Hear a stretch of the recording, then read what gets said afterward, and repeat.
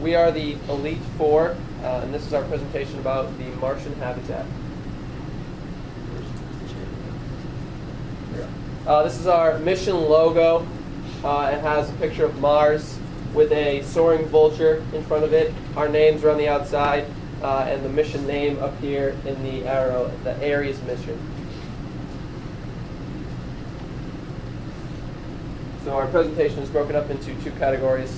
Sort of habitat is one, and eclipse is another. So here's our model. Our habitat is essentially a big cylinder.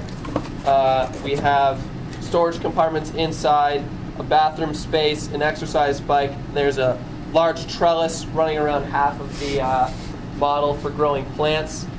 And we have a lab area attached to the side.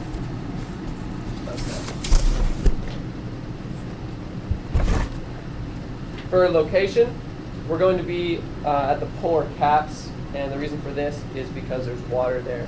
We'll be able to harvest that frozen water and use it in any of our systems. We can recover hydrogen and oxygen from that, so those are both very useful things to have.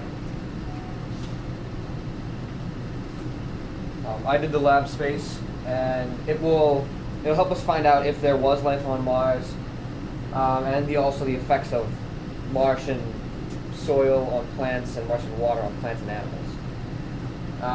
It's collapsible. This will be brought inside the structure and then just put together on the outside, so it doesn't have to be space travel durable. We could store things in there. It's a pretty large lab space, and we don't really need that much equipment, so we can just store other things in there. It'll have plants in it and other things to test the effects on it, like effects of maybe radiation if we put it outside a little bit, or other things like that. I did experiment design, and we are planning on testing the effect of Martian water on plants and animals, because as you know, when you drink water on Earth, it has all this other stuff in it that we need to survive. We can't just drink distilled H2O. It's not as good for us as water with all the minerals.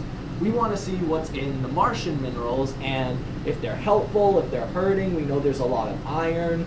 Will too much iron kill them? We just want to see. And we're planning on using this on certain farm plants, and we're also planning on bringing a turtle. One turtle. And the reason we chose to bring a turtle was they live very long, they're very hardy, and we can actually freeze them and they go into a lower metabolic state. So during transport, it will eat almost nothing, it'll drink almost nothing, it'll just be a frozen turtle symbol. And we're hoping that because they live so long, this turtle will survive and it'll sort of help us psychologically. It'll be our sort of team mascot, and it'll help us. I did energy, and for energy, we'll burn hydrogen, and the hydrogen will come from electrolysis, which is breaking down water into oxygen and hydrogen. And we'll use the hydrogen to heat our structure.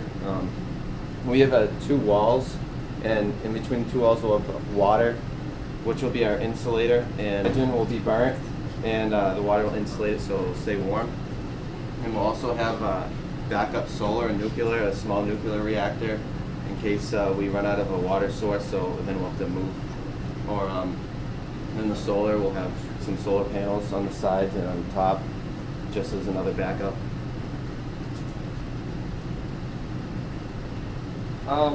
We have set aside these two larger compartments for food and other small things. Our food is mostly going to be sponges, which are easily compressed. It's a synthesized edible sponge. You can just dip it in whatever nutrients you want. But that's disgusting, which is why we have these plants as well. Water storage there are two walls here, and in between the walls is our water storage.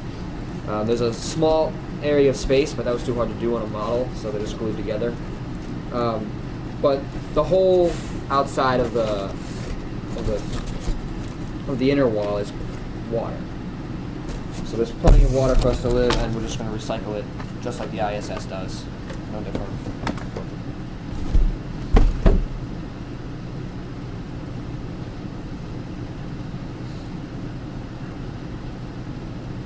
So, in regards to food production, we have a few different ideas. One possible idea is setting up a garden well before we actually head to Mars. And so what that would allow us to do is have a steady supply of food already producing before we even get there. And so that would be done by robots, and like maybe we plant it somewhere on the surface, or maybe we just leave it orbiting Mars. I don't really know, but that's one potential idea. And so definitely we're going to have plants of some sort, and so we have a trellis in our habitat for growing, and so that will allow the plants to take up a minimal amount of space by growing vertically. We're going to use aeroponics, and so that will be incorporated into our trellis with some type of system that basically takes care of the plants for us. All we have to do is press a button and say go, and it'll spray nutrients at appropriate times and make sure that the plants are growing well. And so we'll use fiber optic cables to bring the light down inside our structure. So that allows the sunlight from Mars to travel essentially through our ceiling without any open translucent spaces, through the fiber optic cables, and then it will come out on the other side. And so aside from plants, we're going to have edible sponges. And so these are synthesized sponges, and what they allow you to do is essentially have like a nutrient mix, which sounds kind of gross. And so there'll be all sorts of vitamins and minerals in there, and then probably some sort of protein powder. And then you just take the sponge, soak up all the nutrients, and then you can eat the sponge and you'll get those nutrients. And so, like we said, that sounds kind of gross. So that's why we definitely have plants to keep part of the natural diet.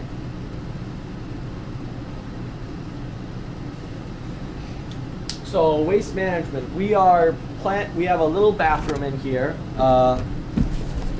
It's in between the two storage zones, and that will lead to a multi-chambered septic tank. And the reason we chose a septic tank was because it has all the different processes you need. It can get liquid out, it can get nutrients out, and it's going to work on 3 main levels. The first level is after you flush, it goes into a vacuum sealed chamber, and in this chamber it's just going to have these little very, very tiny grates and just separate water, wastewater, and waste solids. Now the wastewater will go on, be purified, we'll get regular water, and any of the waste goes back into the second chamber with the solids as the solids move on. Now the way we're going to move it from chamber to chamber is we wanted to have gravity, but obviously our habitat's not going to be really high up. We can't have it going down like a slide, so that's just not going to work. So because it's pressurized, it's in a vacuum, whenever you open the next chamber, the air pressure is going to want to rush into that next chamber and literally push any waste we want in there really fast. There's no stucking, there's no plumbing, you don't have to call the plumber up in space, we don't want to do that. So in the second chamber, what we're going to have is we're going to take bacteria and they're going to start breaking down the solids, just getting all the basics out of the solid and liquid waste. And then once we have most of the basics, we remove the methane from the waste, anything we can use, we're going to move it down into another level where there are even more bacteria, and this is where the more long-term breakdown begins, because obviously breakdown of waste don't happen in a day. You can't have your dog poop in the lawn and next day, oh look, it's all gone. So in this area, we're going to have the waste just sort of sit and ferment, and it's going to be a very, very long process, and it's going to cycle back into our environment, into our plants, and that will hopefully keep our plants healthy, keep our food growing. But we're not going to tell anyone the computer's not going to tell us when waste is moved to food or when waste is moved to oxygen producing plants, because you don't want to know when you're eating plants made from your own feces. It's not the prettiest thing. It's gross.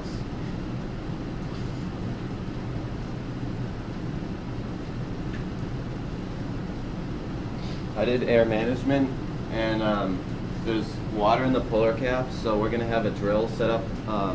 We're right in the caps to drill down and collect ice, and maybe if there's any liquid water underneath, since ice is an insulator, you never know. And we'll use electrolysis, break down water and hydrogen. And to do that, we'll use the sun's focus rays to break the bond between the two hydrogens and the oxygen. And this has been done before on the moon, but with moon rocks. NASA already made one. We probably make one that breaks water.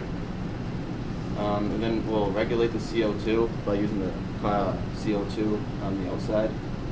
And we'll have particle filtration.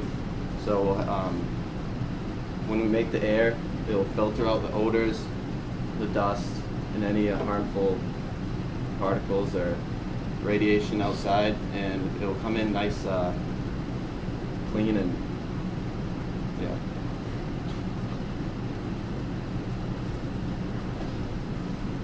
So for sleep, what we're going to do is have hammocks actually hanging from the roof. And so I believe you can sort of see them. They're there. Those are our hammocks. And so the idea with that is that they're going to take up almost no space. And furthermore, they're going to be on the ceiling. So like you go up there and you sleep, and then when you're done, you can just kind of tighten the strings, and the hammock will be like flat against the ceiling.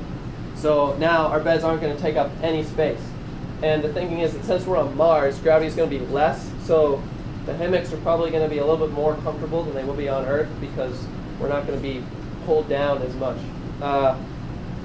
And so we're going to sleep in shifts, probably. We don't really know how we're going to work that, but that's a good idea to keep production going constantly.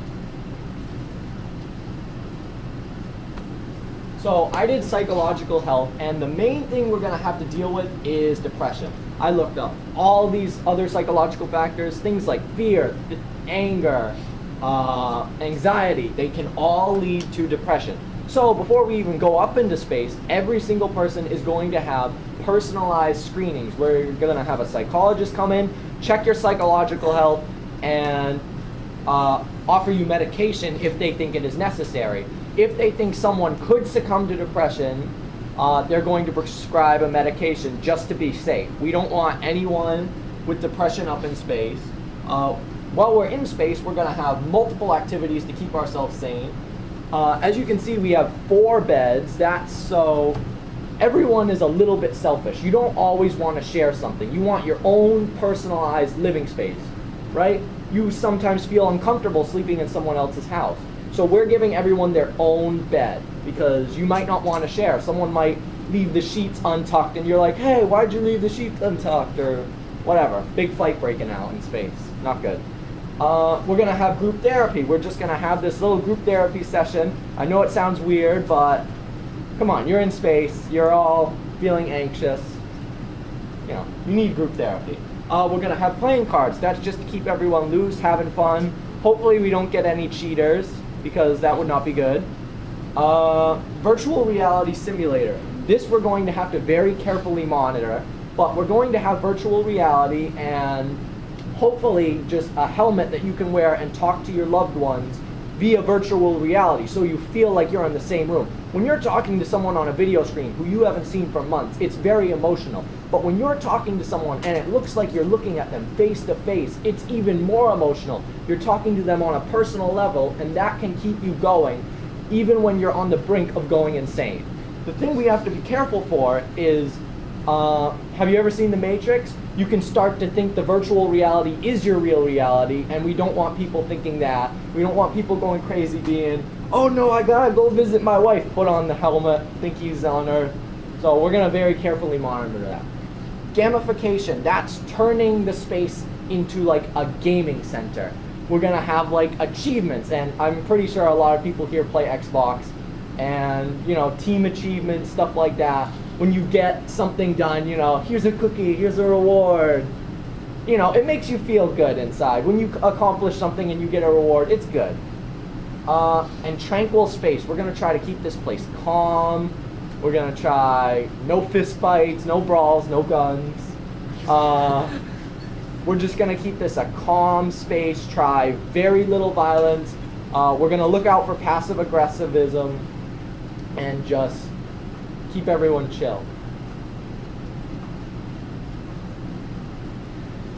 Muscle tone. As the other groups have noted that in space you lose a lot of bone structure and a lot of muscle tone as well.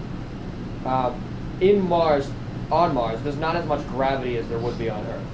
So you would actually need 2.6 times the amount of weight to get the same output as lifting. So resistance bands are the best idea. They don't take up any space. We don't even need to actually account for them in the space storage. They can just be on the exercise bike. And we have an exercise bike for leg strength because it's hard to use resistance bands on your legs. I looked it up. It's very awkward, and there's only about 2 workouts you could do, and that would get tedious. Resistance suits, it's basically a jumpsuit that's just very hard to move in. It's going to be really annoying, but it'll help you with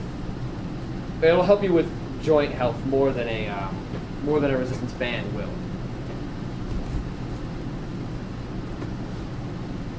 Questions?